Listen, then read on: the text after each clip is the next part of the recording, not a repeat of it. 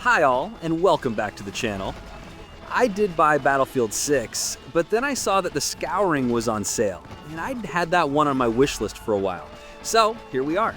Today, I'll break down what you can expect from it. As always, I'll do this without wasting your time with needless filler.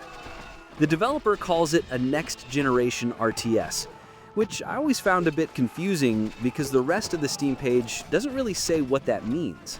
But in short, the Scouring is a real-time strategy game set in a fantasy world of humans and orcs, with another race planned for later. You can play it in two completely different ways. There's Classic Mode, which is the traditional base-building RTS setup, and Hero Mode, where you directly control a single unit on the field. Both use the same maps and systems, they just change how the entire game plays.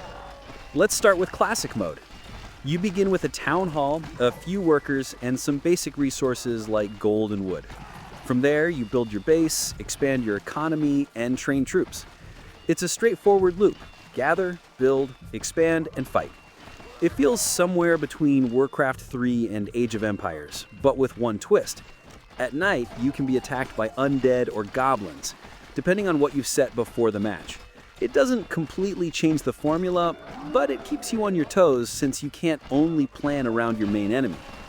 There's also a system where the AI can form alliances if it starts losing. I haven't actually seen it happen yet, but it's a neat idea, so worth mentioning. In the Classic Mode, map control matters a lot.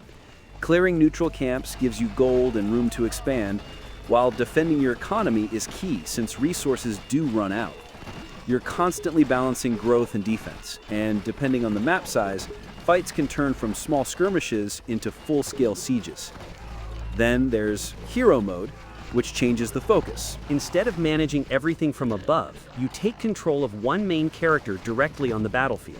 You still have a base and army behind you, but the AI handles that.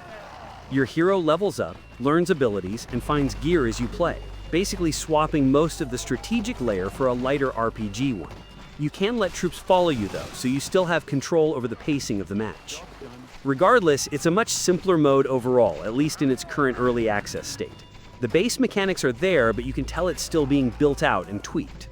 Both modes share the same core systems, but they play completely differently. Classic Mode is about long-term planning and macro management, while Hero Mode is about positioning, using abilities, and reacting in the moment. The game supports solo play, co-op, and up to 8-player multiplayer, and there's already Steam Workshop support for custom maps and rule sets. The early access build runs stable, and more factions and a full campaign are planned for 1.0. So, to summarize, if you're looking for a modernized Warcraft 3 style RTS, this is definitely one to keep an eye on. It's a bit light on content right now, but that's normal for early access. The Hero Mode is a fun idea, even if it's clearly simpler than the main RTS mode.